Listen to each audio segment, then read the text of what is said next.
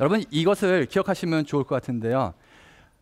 공부 잘하고 일 잘하고 즐겁고 행복하게 사는 것에는요, 가장 기본적으로 반응적으로 뭔가 수동적으로 하는 게 아니라 주도적으로 능동적으로 하는 건데요.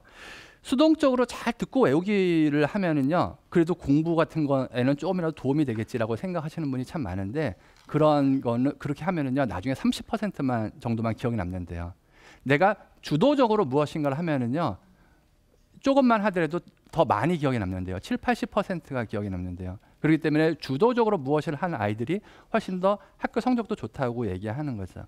업무도 마찬가지입니다. 회사에서 일하시는 분들도 봐도요, 시키는 일만 하는 김 대리하고 자기가 뭔가 일을 벌리는 박 대리하고 비교해 보시면은요, 일 벌리다 보면은 부장님한테 욕도 먹겠죠. 그렇지 않습니까? 얼마 전에 보니까 어떤 회장님은 막 욕하고 막 그러던데 실제로 그 얘기 듣고 우리 친구들하고 얘기해 보면요, 욕하면 다행이지 뭐 이게 재떨이 던지고 막 그래 막 이렇게 얘기하거든요. 근데 박 대리가 일 벌리다 보면은 재떨이를 맞는 날도 있을 수 있겠죠. 근데 실제로 시키는 일만 하는 김 대리보다는 자기가 일을 벌리는 박 대리가 훨씬 더 나중에 능력을 인정받는 겁니다. 왜냐면은 시키는 일을 하는 거에는 별로 성과가 안 나오는 거거든요. 그런 일은 누구든지 다 하는 거기 때문에 쉽게 대체가 되는 거거든요. 요즘에는 사람한테 대체되지 않고 기계에 대체됩니다. 기계가 그 일을 대신하게 돼 있거든요. 여러분 실제로 제가 사례 하나 보여드릴게요. 다큐멘터리 같은 걸 보시면 유태인들이 공부하는 다큐멘터리 보신 적 있으세요?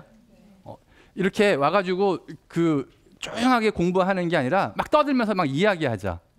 지금 화면에 보시면은요, 오른쪽 정도에 있는 그림이 우리나라 학생들입니다.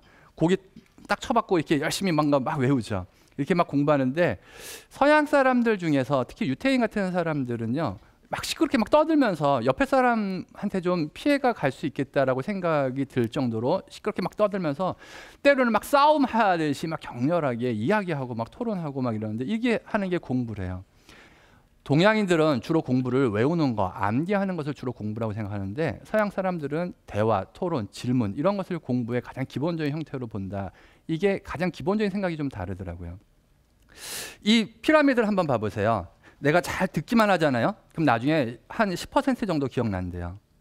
제가 강의할 때요, 시청각 자료 같은 걸 활용해서 강의를 하는 이유는요, 여러분의 기억을 한 20, 30%까지, 30, 40%까지 끌어올리려고 그렇게 하는 겁니다.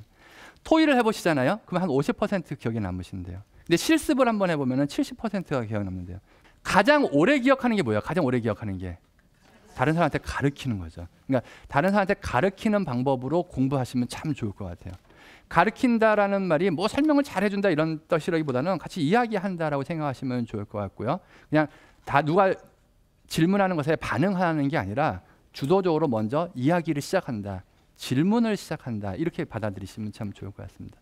앞에서 말씀드렸던 것처럼 이 가운데 선이 있는데요, 위에는 수동적으로 반응적으로 무엇인가 하게 되어 있고요, 밑에는 능동적으로 적극적으로 무엇인가 하게 되어 있습니다.